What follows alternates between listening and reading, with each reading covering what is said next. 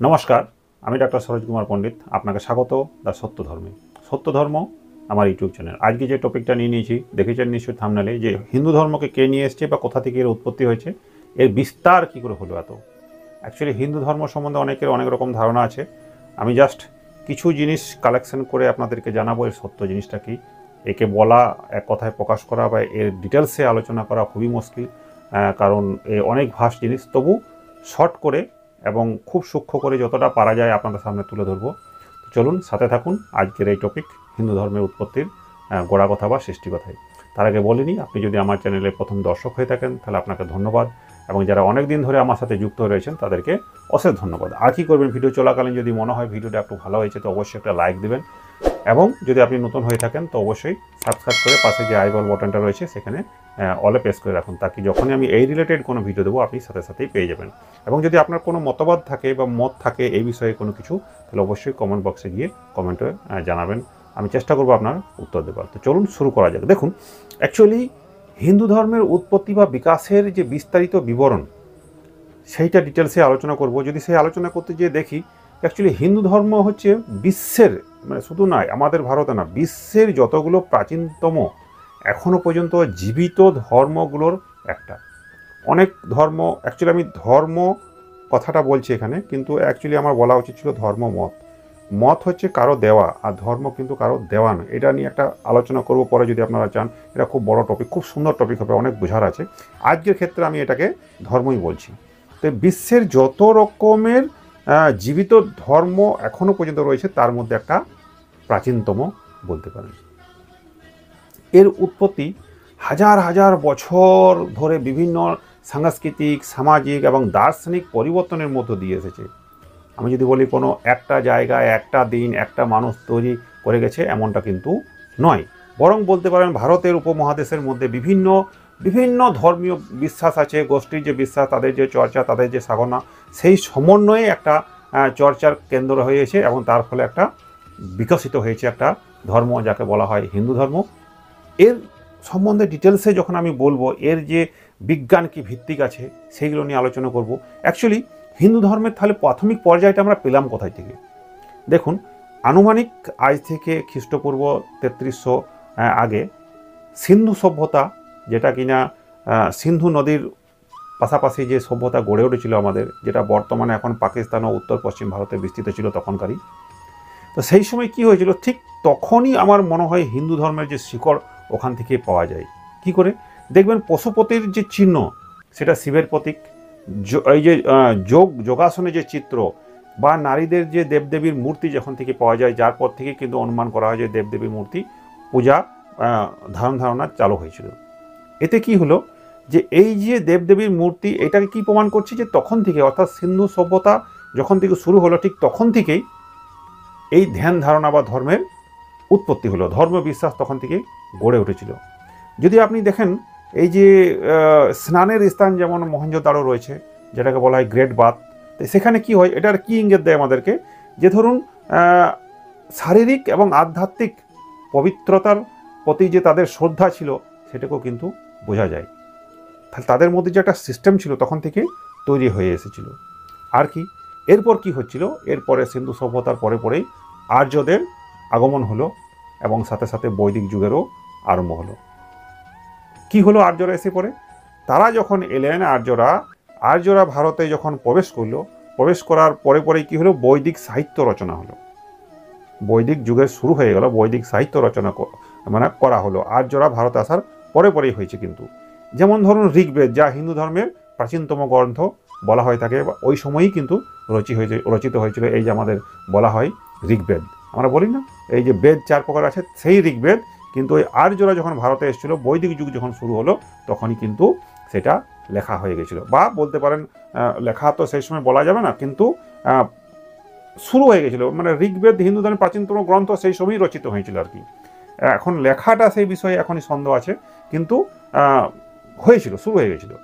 এরপর কি হলো, ঋগ্বেদে কি হলো, তখনকার দিনে প্রকৃতি পূজার চলন ছিল গুরুত্বপূর্ণ। ঋগ্বেদে প্রকৃতি পূজা, যেমন সূর্য, অগ্নি, বায়ু, এদেরকে দেবতা হিসেবে ধরা হতো, এবং তখন থেকে পূজাটা কিন্তু আরম্ভ হয়েছিল। সেই সময় পূজা কেমন হতো, যজ্ঞ হতো, এবং মন্ত্র উচ্চারণের মাধ্যমে সেটাকে আচার ব্যবহার করে পূজাপাঠ করা হতো। এই একটা ধারণা গেল। এরপর যেটা এলো দার্শনিক এবং ধর্মীয় বিকাশ কি করে হিন্দু ধর্মের হলো। দেখুন, উপনিষদ এলো। উপনিষদ কখন এলো? খ্রিস্টপূর্ব মোটামুটি 800 ধরে রাখতে পারেন। কি হলো? বৈদিক ধর্ম থেকে যখন উপনিষদের মাধ্যমে একটি দার্শনিক ধর্মের বিকাশ ঘটে গেল। বৈদিক ধর্ম ছিল, সেখান থেকে উপনিষদের মাধ্যমে একটা দার্শনিক ধর্মের উৎপত্তি বা বিকাশ ঘটল। কেমন হলো? যে আত্মা এবং ব্রহ্ম এই দুটো নিয়ে একটা জটিল ধারণা তখন জন্ম নিয়েছিল। অর্থাৎ আত্মা মানে সত্তা এবং ব্রহ্ম মানে সর্বব্যাপী যে সত্তা, এই নিয়ে একটা জটিল ধারণা সেই সময়তেই উপনিষদে কিন্তু এটা আছে, সেই ধারণা গড়ে উঠেছিল। ওই সময় থেকেই মোক্ষ মানে জন্ম মৃত্যুর চক্র থেকে মুক্তি ধারণাটি বিকশিত হয় উপনিষদ থেকেই। মানে মোক্ষ মানে যে আপনার জন্ম মৃত্যুর যে চক্র, সেখান থেকে মুক্ত হওয়ার বা মুক্তি পাওয়ার একটা ধারণা শুরু হয়ে গেছিল। এটি হিন্দু ধর্মের অন্যতম গুরুত্বপূর্ণ লক্ষ্য হয়ে ওঠে। অর্থাৎ আমাকে মুক্ত হতে হবে, মুক্তি হতে হবে, এই যে জন্ম মৃত্যুর ধারা থেকে ঊর্ধ্বে চলে যেতে হবে, এটাকেই বলা হয় মুক্তি। তারপরে কি হলো? পুরাণ এবং মহাকাব্যের যুগে ঢুকে গেলাম। এরপর কি হলো? মহাভারত এলো, রামায়ণ এলো। শুধু এই যে মহাভারত রামায়ণ শুধু যে ধর্মগ্রন্থ তা তো নয়, এটা একটি সামাজিক এবং নৈতিক নিদর্শনও বলা যেতে পারে। তারপরে কি হলো? এই যে ধরুন গীতা মহাভারতেরই একটা অংশ। সেখানে কি হলো? ধর্ম কর্ম জ্ঞান নিয়ে একটা সার্বজনীন দর্শন প্রদান করা হলো সুন্দর করে। এবং পুরাণ অনুযায়ী, ধর্ম কাহিনী অনুযায়ী পুরাণ কী করলো? এই যে ধর্মীয় কাহিনীগুলো আছে বা আচারকে সহজবোধ্যভাবে মানুষের মধ্যে পৌঁছে দেওয়া হলো পুরাণের মাধ্যমে। পুরাণ তো বহু রকমের রয়েছে, তার মধ্যে বিষ্ণু পুরাণ, শিব পুরাণ, দেবী ভাগবত এই পুরাণের উল্লেখযোগ্য রয়েছে। তারপর কি হলো? ভক্তি আন্দোলন চলে এলো। ভক্তি আন্দোলন মানে অর্থাৎ ভক্তির মাধ্যমে সাধারণ মানুষের মধ্যে সরল উপায়ে কীভাবে ভক্তি, ঈশ্বরের প্রতি ভক্তি এবং সমর্পণের ধারণা ছড়িয়ে দেওয়া যায়, সেটা শুরু হয়েছিল।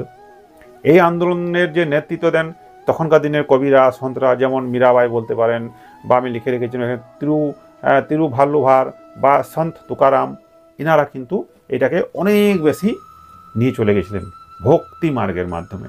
অর্থাৎ ভক্তি আন্দোলন যাকে বলা হয়, তখন থেকে কিন্তু শুরু হয়েছিল আনুমানিক। এরপর কি হবে? এই যে হিন্দু ধর্ম আমরা বলি, এর বৈজ্ঞানিক দৃষ্টিভঙ্গি এবং হিন্দু ধর্মের সাথে কি সম্পর্ক আছে, অর্থাৎ এটাও কি বিজ্ঞানের দৃষ্টিতে প্রুভড? দেখুন, এই যে বিগ ব্যাং তত্ত্ব আমরা বলি না, আমরা যদি একটু ধরে নিই, ঋগ্বেদের যে নাসদিয়া সূক্তে মহাবিশ্বের যে কিভাবে সৃষ্টি হয়েছিল সেই একটা বিমুক্তির ব্যাখ্যা দেওয়া হয়েছে, এবং আধুনিক বিজ্ঞানে সেটাকেই বলছে। অর্থাৎ তখন কি বলেছে ঋগ্বেদে?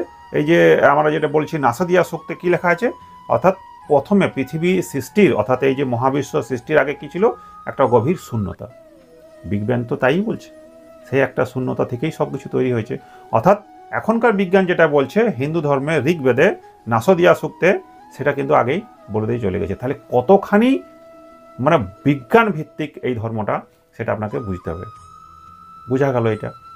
এরবার যদি চক্র এবং পুনর্জন্ম সম্বন্ধে আমি আলোচনা করি, একমাত্র এখানেই পাওয়া যায়, সেটা হচ্ছে যে আধুনিক জীববিদ্যা এবং পদার্থবিজ্ঞানে কি বলছে, শক্তির সংস্করণ নীতি অনুযায়ী যে মানে শক্তি যেটা কখনোই নষ্ট হয় না, অর্থাৎ এক জায়গা থেকে আরেক জায়গায় রূপান্তরিত হয়। এই নীতি তো হিন্দু ধর্মে পুনর্জন্মেরই সাক্ষ্য দেয়।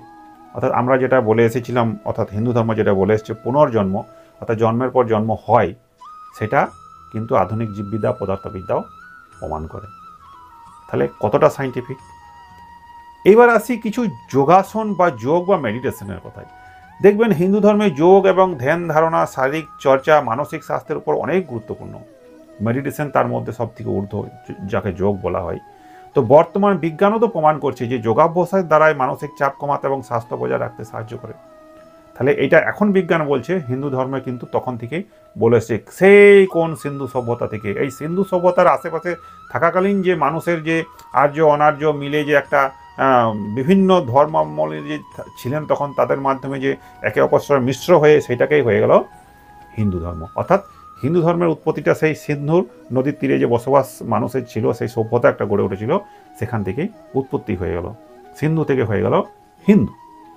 জ্যোতির্বিজ্ঞান যদি আমরা ধরি, সাইন্টিফিকলি আমি কথাবার্তা বলছি, গণিতবিদ্যা, অর্থাৎ দেখবেন সূর্য বা চাঁদের যে গতিবিধি, সেই অনুযায়ী কি হতো, বৈদিক যুগে সূর্য এবং চাঁদের গতিবিধি অনুযায়ী আমাদের কিন্তু ক্যালেন্ডার তৈরি হতো। আগেকার ক্যালেন্ডার যদি কখনো কারো কাছে থাকে দেখতে পাবেন যে তাদের সেই চন্দ্র সূর্যের গতিবিধির ওপরে ক্যালেন্ডার তৈরি হতো। হয়েছে। তাছাড়া কি, এই যে ধরুন এখনকার যেটা বলছে শূন্যের যে ধারণা, সেটা তো হিন্দু ধর্মের মানে চিন্তার প্রারম্ভেই জন্ম নিয়েছে, অর্থাৎ শূন্য থেকে সমস্ত কিছু। আধুনিক যে গণিত, সে শূন্যর ভিত্তির উপরেই নির্ভর। বুঝতে পারছেন? অর্থাৎ এখান থেকেই সমস্ত কিছু বিজ্ঞানে চলে আসছে, যেটা আগেই কিন্তু এটা বলে দেওয়া হয়েছে। এই যে ধরুন হিন্দু ধর্মে একাধিক পথ আছে, জ্ঞান যোগ আছে, কর্মযোগ আছে, ভক্তি যোগ আছে। এই যে বিভিন্ন যে যোগ, সেগুলো কি হয়, আধ্যাত্মিকতার পথে প্রতিটা ধাপে ধাপে আপনি ঊর্ধ্ব দিকে যেতে পারবেন। রাস্তা তৈরি করা হয়, যেটা যার পছন্দ তাতেই কিন্তু হবে। এক একটা করে ধাপ, এক একটা করে স্টেজ আপনি অতিক্রম করে উঠতে পারবেন। এই হিন্দু ধর্মেই প্রকৃতি, গাছ গাছড়া, আপনার পশু, সমস্ত কিছুর ওপর শ্রদ্ধাশীল, অর্থাৎ সবাইকে ব্যালেন্স করে নিয়ে যাওয়ার একটা রাস্তা দিয়ে গেছেন। ফলে এটা কত বড় সাইন্টিফিক, অর্থাৎ প্রকৃতি না থাকলে তো আমরা থাকবোই না। তাহলে সমস্তটা একটা ব্যালেন্স করে নিয়ে চলে গেছে। তাহলে এটা কি হলো, যে এটি কোনো দেবতা, অর্থাৎ হিন্দু ধর্মের বৈশিষ্ট্য যদি বলতে যাই, তাহলে এটা কোনো একটি দেবতা বা মতবাদের যে সংস্করণ, কোনো একটা নয়, কিন্তু একাধিক দেবতা বলতে পারেন, একাধিক আপনি মতবাদ বলতে পারেন, যেখানে মূর্তি পূজা এবং নিরাকার ব্রহ্মের দুটোরই কিন্তু সংমিশ্রণের ধ্যান ধারণা আছে। বুঝাতে পারলাম? সমাজের সকল শ্রেণীর প্রতি এর উপাসনা করার পদ্ধতি রয়েছে, বিভিন্ন স্টেজ। অর্থাৎ এটা কেন হয়েছিল, অর্থাৎ এই যে ধরুন এতদিন ধরে ওই সে সিন্ধু সভ্যতা, আমার তো মনে হয় তারও আগে থেকে এই যে এসেছে, এই যে আসার পরে এক একজন এক এক রকম করে ধ্যান ধারণা দিয়ে গেছেন, তাদের বিভিন্ন ধরনের যে সংমিশ্রণ হয়েছে, সেখান থেকে আবার নতুন কিছু উৎপত্তি হয়েছে। এই যে বিভিন্ন ধরনের ধ্যান ধারণার একে অপরের সংস্পর্শে এসে নতুন ধরনের দার্শনিক, সায়েন্টিফিক সমস্ত কিছু করে একটার পর একটা যে চলে এসছে, এটাই হচ্ছে সিন্ধু থেকে হিন্দু ধর্মের প্রবর্তনের যুগ বা সৃষ্টি বলতে পারেন। অর্থাৎ এই হিন্দু ধর্ম কোনো এক ব্যক্তি বলতে পারেন বা কোনো এক মানুষ সৃষ্টি করে গেছে এমন কিন্তু নয়। এটা ন্যাচারালি প্রকৃতির নিয়মেই ধাপের পর ধাপ হয়ে এসছে। এই যে হয়ে এসছে, এই যে চিন্তাধারা, এই যে পরিবর্তন হওয়া, এইটা তখনকার দিনেও যেমন ছিল, বর্তমানেও থাকবে, ভবিষ্যতেও থাকবে, এবং এইটা নিয়েই চলবে। বাকি রইল ধর্ম এবং ধর্মমত নিয়ে পরের ভিডিওতে আমি যদি বলেন তো অবশ্যই বলবো। ধর্মমত সম্পূর্ণ আলাদা জিনিস, আর ধর্ম সম্পূর্ণ আলাদা জিনিস। এই যে হিন্দু ধর্ম বললাম, এটা ধর্ম মত পড়ছে না ধর্ম পড়ছে, এটা নিয়ে যদি জানতে চান তো অবশ্যই কমেন্ট বক্সে গিয়ে লিখুন, পরের ভিডিওটা জানাবো অবশ্যই। ধন্যবাদ।